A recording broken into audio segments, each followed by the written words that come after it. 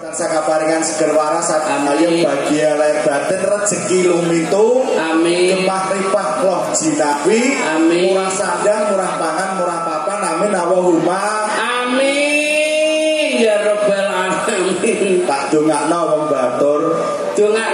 batur wong druju ra tak dongakno dene nangga mogol lah kowe rak kowe barang melok nanggap enggak oh disawer mati ya Allah disawer jadi apa mati sampai iki nyawer apa kene wis aku tanggane kok mbok nek kono ora tak urusi kok malah ngerti kono no salamu iki lho sinten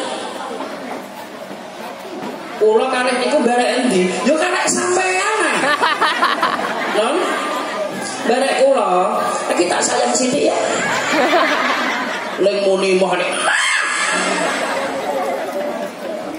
boten mak niku dak kebangetan wong ngene obo undang mandi wong bojone Pak Saki endi iki bojone Pak Saki kok ya yo ngerti nang iki ya dia acar ya terus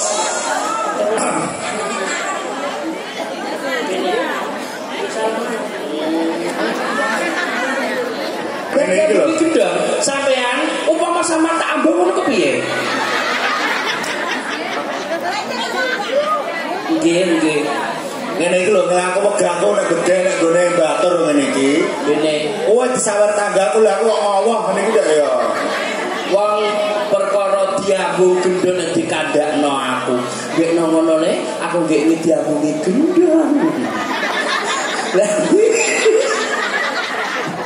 nek sampean pengen tak ambung gak apa-apa ora batali kok monggo lah kok upama aku batal tak undune nek gede-gede ke tenanan ini gede-gede bojone Kang Sagi kok seragam ya kudu ngomil karo kono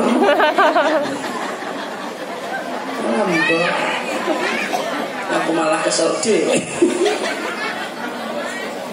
kowe disawer wong druju ora cerak-cerak aku ya lho mah alah nek trimo dhuwit ngono iku nek trimo dhuwit ngono dia ibu aku mak model mak ngene iki tak pek aku ora apa-apa amin aku ora pripun nggih amin saweran mbok nek Mbah Kandar piye Mbah masa oleh Mbak Kandar ku menane Mbak aku sing ngono kok iso Mbak Kandar bar digawe inginane iki putrane do meteng kabeh alhamdulillah lho meteng iso bareng ono iya berarti ya pas kayak dagelane piye Mbak Yune karo adine kok iso meteng bareng lho setengah wulan ora wong aku ora melok gawe untuk maksudnya aku ku mung ndongakno tok lho melok ndongakno dongane piyai kabeh iki mbatur ngono alhamdulillah waktu main yang gone daleme Pak Kandar nganggo tema ngaji alhamdulillah tumus no bapak putrane saiki wis koramil gak wis bansik kul lho wis hamil iya wis hamil bobot sangang sasi 10 tahun sangang sasi 10 dino ngawur ae sasi 10 dino totoane nyawa mulane Mbak kula tak dongakno sampean sok nek lairan muga-muga nek wedok dadi putri sing salihah nek lanang dadi anak sing salih muga-muga loro karone nek nglairno protot slamet lan alangan sawiji apa amin nek pesen kula jenengan nek nimbali tengel ampun melalui tengel larang 1.500.000 sekali 250 mangkat ya Mbak aja ngono kok nek darane aku 1.500.000 tenan lha iki piro nek ngene kowe ora aku wis lali ya tunggu ya aku tunggu ya apa ya aku tunggu bojone Kang Sagi ku mama aku lho badhe ambung gendon ku tak ambung ora gelem kok alah wong lupa curut ngono kok iso lah curut-curut lah wong curote butuh wedokan apa meneh aku ngono ya iya no iku mama wis berapa tahun ya udah kono sampe nek 20 tahun no wis duwe anak piro loro lanang-lanang apa wedok-wedok lanang-lanang sing nomor 1 tak jenengno Muhammad Ta'i Mbok jenengno Muhammad Tai. Pas metu mbok undang. Tai dalem Bapak Manis. ngajeni lho kaya Pak Kanten. Sing nomor 2 Muhammad Doni. nek ngundang anakem. Doni dalem Bapak Delalah kowe bareng. Anak bareng mbok undang bareng lho. Tai Doni. Ya jubrat. Lambene anak mak jubrat kabeh. Dan anak loro siji Muhammad Tai, sing loro Muhammad Doni. Ono. Iya lah kowe ndek anak. Aku nek nang dindi cerita 6 lha kene. Tanggaku do ngerti kabeh nek anakku loro mosok aku meh ngapusi. Ya ora apa-apa cerita. Anakku loro. Anak loro. Sing nomor 1 wedok, kelas 3 MTS. MTS. Alhamdulillah entuk pangestumu iki dina meteng. Apa kok kowe? Untuk pangestu kok meteng. Ah, iku purabakku ning donga iku. Kowe dagelan bento. Lah kok bento jan? Gara-gara anakku meteng iku lho. Aku sedhelok pas duwe foto, iya. Ora sa modal apa-apa. Ora sa modal. Sedhelok pas dadi mbah. Ora penak apa. Aku jek kondang saben nang gone warung, nang gone buk do dirasani, dagelan blotong karo anake kelas 3 MTS wedok wis meteng. Meteng dhewe. Meteng dhewe. Wah kondang iku. Beda sing nomor 2. Sing nomor 2. Nomor 2 lanang. Lanang to. Delok pas jaluk sunat. Nah, ya syukur lah. Sok mbok tanggapno bakaran. Ora, tak tanggapno wong watuk. Ya nanggapno wong watuk kok papat tak rame. Rasa ngomong anakku apa kok didongakno rasa keluarga masyarakat Batur. Dino iki sedekah bumi. Alhamdulillah. Ana sing ngarani bumi, ana sing ngarani Bantala, ana sing ngarani lemah, uga ana sing ngarani siti. Nek sedekah bumi, bumi kuwi manggone ana ing sawah utawa tegal. Iya. Diarani bumi mergo nek ditanduri tebu kuwi ben semi. Mulane diarani sedekah bumi. Nek sedekah Bantala, Bantala kuwi dalan utawa ratan, kenapa tak diarani Bantala mergo nek diliwati bak, nek ditata kuwi ora Allah. Bantala. Saiki sedekah lemah. Lemah kuwi nggone kampung, dilem-lem sampe nek wis apik kena nggo gawe omah. Diceblok ya omah, diceblok ya omah. Saiki nek diarani sedekah siti. Siti kuwi manggone ana ing luar desa. Siti kuwi kuburan kena apa kok dijenengno siti? Siti. Mergo isine wong mati. Piyayi Batur iki nandur Palawija sembarang dengah lho. Ana pala kependhem, terus ana pala kesempar, ana pala gembandul. Ono. Terus nek pala gembandul contone pelem, langsep, asem, kentongan. Kentongan lambemu ngawur ae. Iku rak gembandul lho. Gembandul. Nek pala kesempar, contone kaya semangka. Terus melon gembandul.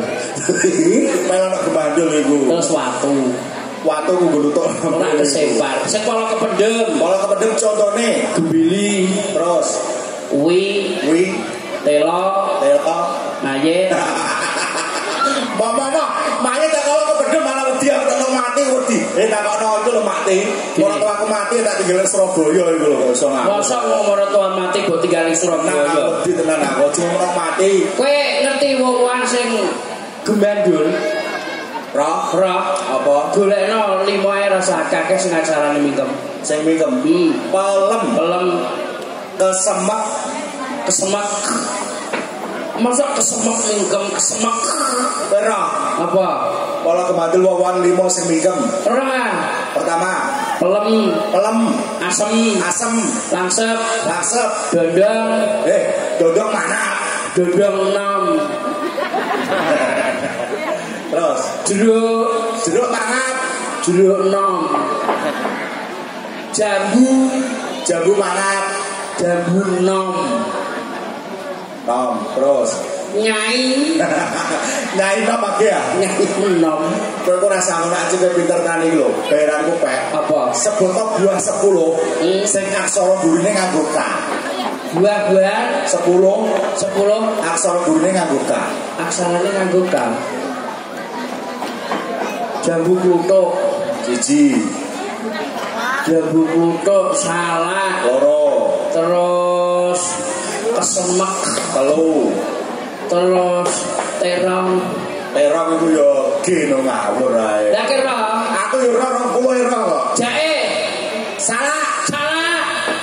Kesemek. Semangka. Lu semangka yo lah kirane. Semangka bosok. Iya, semangka bosok. Manggis. Manggis yo mengingis manggis ora kae iku. Manggis bosok. Terus meneh Kates. Kates yo mengingis kates. Kates bosok. Nyayem bosok. Tak kono sing aneh-aneh. Mak emang njaluk lagu. Jambalas. Jambalas turuti kok nek ora turuti duit dijaluk neh. Disiarno sing ya. Disiarno sing. Sarno ya. Wah ya. Tak sarno ya. Siarno. Parah. Apa ini? Gelange tak gede-gede wong iki ya. Sing lingke lho kalung gelange lho ditutupi terus. Ditutupi. Wong wedok iku perhiasan. Ngono. Baik para hadirin yang sangat berbahaya. Yang berbahagia. Para hadirin yang pada sore hari ini sangat berbahagia sekali. Perkenalkan, nama saya Cak Tengil dari Duko Seti. Dan inilah dia Mas Ceblok, Mas Blotong, yang berasal dari kuburan Druju. Mau kuburan ini. Ali aku. Ora biasane orang ngene iki lah. Aku kok bingung kabeh terus kentaanan. Ora. Saya ke siaran-siaran. Wis nyanyi. Ya Jambalas Om. Jambalas monggo takon yo. Wis pokoke sembah suwun warga masyarakat Batur yang sampun kersa nimbali cahya muda. Sandal kuanyar. Malah sandal swalo kok mbok pamer wong kene. Gak apa-apa kok timbalan sandalan. Ngono. Ya Allah. Dagelan 750 kok sandale kok swalo iku. Gak apa-apa lho kuanyar aku. Swalo. Aku gini gawa surat dijipuk wong lidu ya. Ora apa-apa tak ikhlasno disenengi. Yo, mati ngersake Jambalas.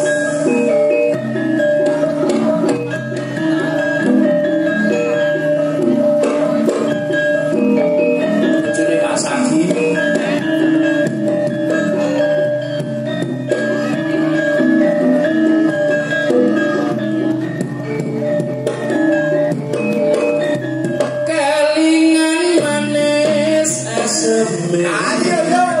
Pos kelingan ramah kemuyune tresno lan kasih sayange yen aku ra kelakon dadi bojone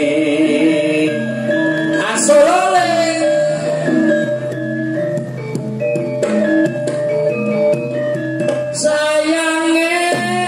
duwe nanging aku iki wis kadung tresno nelongso rasane ganti yen aku ra kelakon melu duweni